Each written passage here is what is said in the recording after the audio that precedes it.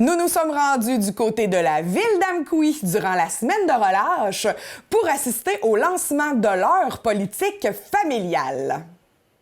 Aujourd'hui, on dévoile la politique familiale municipale et notre plan d'action. Donc, ce document que vous avez présentement entre les mains est le fruit d'un travail de personnes impliquées s'étant rencontrées à de nombreuses reprises durant la dernière année. En janvier 2019, un comité de pilotage le plus représentatif possible des familles d'Amqui fut mis sur pied afin de prendre en charge le renouvellement de la politique famille de la municipalité. De février 2019 à janvier 2020, 8 rencontres de travail eurent lieu afin de concevoir le présent document que vous avez accès aujourd'hui. Le comité a œuvré à adresser le portrait le plus conforme possible de la situation socio-économique d'Amqui, tout en questionnant les familles en ce qui concerne leurs souhaits pour l'avenir. Ultimement, il a ciblé les enjeux auxquels fait face la Ville, de même que les actions concrètes à réaliser pour y répondre. Maintenant, qui faisait partie de ce comité, ce merveilleux comité qui a travaillé très fort? Alors, il y a Mme Sarah-Josée Fournier, qui était conseillère municipale, Jonathan Lévesque, directeur du service des loisirs à Amqui, Guillaume Viel, directeur du développement économique durable, Jessie Proulx, représentante de la MRC, Céline Raymond, représentante du milieu communautaire, Alexis Daou-Tremblay, représentant du réseau de la santé, José Lessard, représentante des familles, Myriam Landry, représentante des familles aussi, Karine Lévesque, représentante des jeunes, je pense que pour la Maison des jeunes, Karine, c'est ça, et Virginie Baudin-Houle, notre chargée de projet, qui fut formidable, du travail impeccable. Comme capitaine, on ne pouvait pas avoir beaucoup mieux que ça. Aussi, ont participé à l'élaboration du plan d'action Marie-Hélène Dupont-Fournier, qui est notre directrice générale à Amqui, Pierre Damour, maire de la ville d'Amqui, Sylvie Blanchette, conseillère à la ville d'Amqui, Michel Germain, conseiller à la ville d'Amqui. Alors, le petit message que je vais vous adresser, vous allez le retrouver quand même à l'intérieur du document.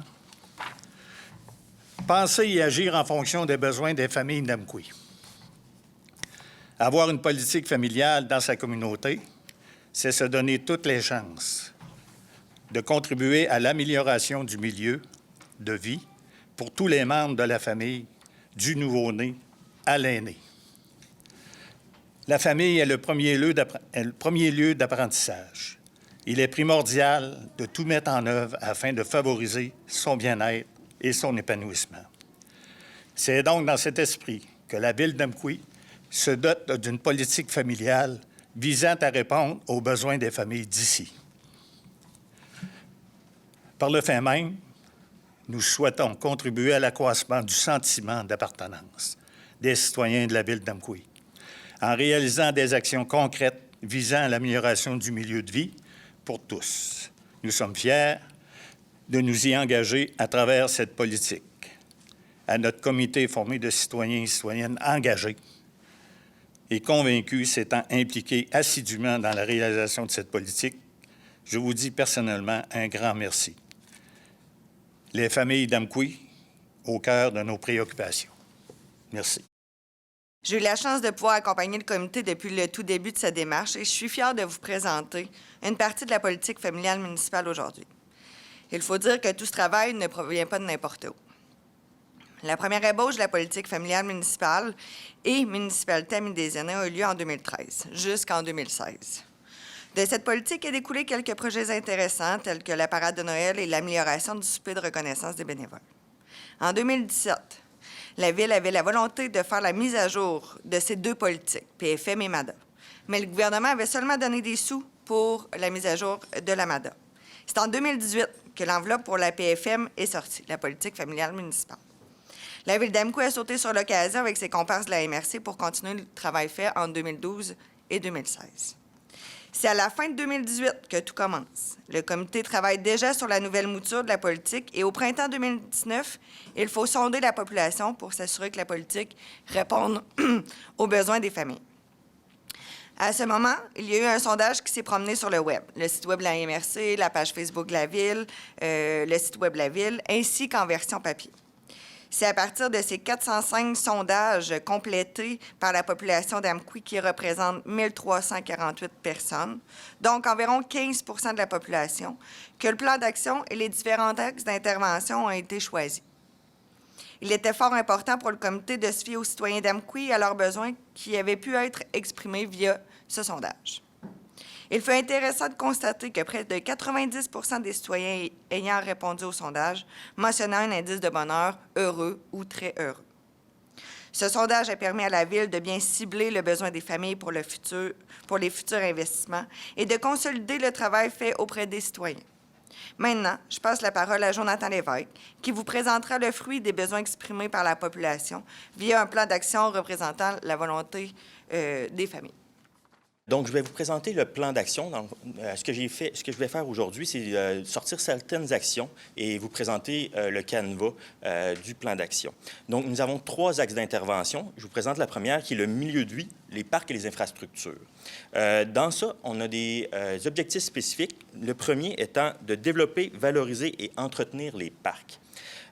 Donc, il y a plusieurs actions qui se retrouvent sous cet élément-là. Je vous en sors un qu'on veut réaliser à l'été 2020, donc qui est d'implanter un nouveau module de jeu pour les enfants de 0 à 5 ans au parc Pierre-et-Maurice Gagné. Donc, présentement, on est à la recherche de gens. On va pouvoir en parler justement pour nous aider à faire le choix de ce module. Par la suite, comme objectif spécifique sous le milieu de vie, nous avons d'améliorer et consolider les infrastructures de loisirs. Un des éléments est d'entreprendre une consultation auprès des jeunes pour les besoins concernant le développement du skatepark. Donc, rattaché à cette action-là, nous voulons améliorer les skateparks en fonction des réponses qu'on a eues lors de cette consultation-là pour effectuer auprès des jeunes. Donc, l'objectif, c'est d'améliorer le skatepark de la Ville d'Amqui. D'ailleurs, nous avons aussi, pour améliorer les infrastructures de loisirs, on veut aussi rénover le parc à Terrostan, donc la patinoire Pierre-Luc Allais. Comme autre objectif spécifique, nous avons de moderniser et de dynamiser le milieu urbain. C'est un dossier qu'on travaille avec le développement économique, qui d'ajouter, entre autres, du mobilier urbain dans la rue du Pont et partout dans la ville, donc pour dynamiser notre milieu urbain. Au niveau de la prochaine action d'axe d'intervention, qui est le loisir, les activités, les événements et la programmation. Nous avons 2 objectifs spécifiques dans cet axe d'intervention-là, qui le premier est de perfectionner l'offre culturelle à la Ville d'Amqui. Nous avons déjà commencé, on va revisiter la programmation qu'on fait au niveau de nos spectacles sous l'Agora Lion d'Amqui, avec des spectacles davantage professionnels, qui sont prévus pour cet été. Comme second objectif, on veut coordonner l'implication des bénévoles pour faciliter l'organisation et la revitalisation de nos événements. Donc, de ce côté-là, c'est tout ce qui est nos bénévoles qu'on a à la Ville d'Amqui. Donc, on veut, entre autres, établir des procédures de rétention, de recrutement et de sollicitation de nos bénévoles qu'on a et aller en chercher des nouveaux. Donc, pour le 3e et dernier axe d'intervention, qui est en lien avec la communication. Au niveau de la communication, comme objectif spécifique, nous avons de promouvoir les activités, les services, les réalisations de la Ville d'Amqui dans le but d'augmenter le sentiment de fierté des citoyens.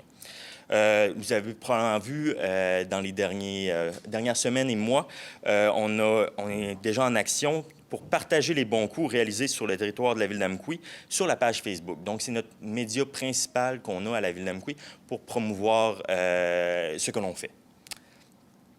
Le second objectif spécifique est d'actualiser le service en ligne de la Ville d'Amqui. Donc, on a le souhait, on a prévu vers l'automne 2022-2021, d'offrir des services d'inscription en ligne pour les activités et des services supplémentaires pour les citoyens à travers notre site Web qui, éventuellement, on va avoir cette plateforme-là. Donc, ça présente certaines actions qu'on retrouve dans notre plan d'action. Vous avez probablement aussi pu voir dans les derniers mois que nous n'avons pas attendu nécessairement que la politique familiale municipale sorte. On a eu le sondage à la fin de l'été, donc on s'est déjà mis en action. Donc, vous avez pu voir qu'on a certains exemples bains publics qui sont pour accommoder les familles, donc qui ont des jeunes enfants, qui font les sommes l'après-midi. Donc, on a mis des bains publics le matin. Donc, c'est des choses qu'on a faites déjà, qu'on était en action. Donc, je vais passer la parole. Merci beaucoup. Alors, en regard de cette belle politique-là qu'on est heureux de déposer ce matin, je veux ramener un petit peu ce que Jessie a fait mention. L'indice de bonheur à Amqui est quand même assez élevé, mais il n'est pas question de s'asseoir sur nos lauriers. On sait qu'on a encore du travail à faire, mais on a déjà, dans le sondage, ça nous a permis que les gens étaient relativement satisfaits d'habiter le milieu de vie, mais il reste quand même des enjeux importants. On a eu également des messages qui nous ont été adressés. On va tenter au cours des prochaines années de transformer ça en actions concrètes.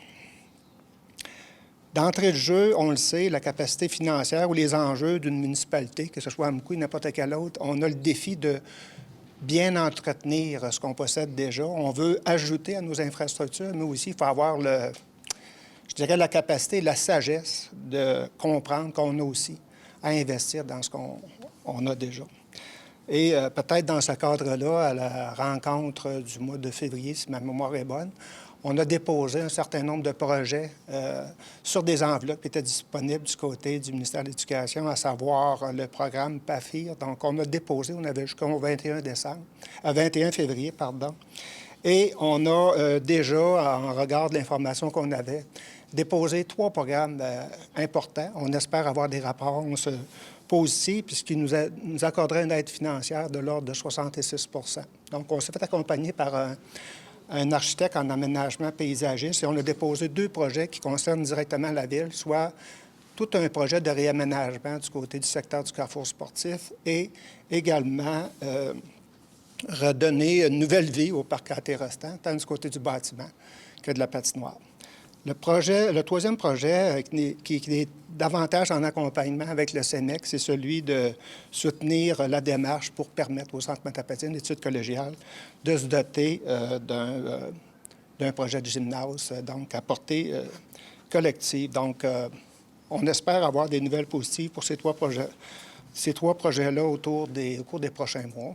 Et bien sûr, il faudra se donner le temps de réaliser l'ensemble. Ce sont des chantiers majeurs qu'on va devoir réaliser dans le temps.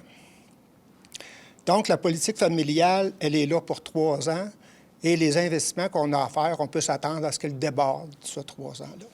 Mais on a, je pense, fait un exercice intéressant en 2009 pour nous projeter au cours, je dirais, des 5 à 10 prochaines années en termes d'investissement au niveau de nos infrastructures récréatives. Un enjeu dont Jonathan a fait part, et on l'a entendu ce passage-là, il faut ramener l'implication citoyenne près de la ville d'Amqui. On a des élus convaincus, on a des gestionnaires convaincus, on a des employés convaincus, mais il faut aussi trouver une stratégie pour ramener l'implication bénévole en accompagnement à la réalisation de nos projets du côté de la ville d'Amqui. Alors ça, je pense que c'est une stratégie qui fait partie de notre plan d'action et on va y donner suite au cours de la prochaine année. En terminant, je dirais que je ne sais pas si les astres s'alignent dans ce sens-là, mais quand on parlait de la politique MADA, on a construit un château pour retraités actifs. Aujourd'hui, on parle de la politique familiale.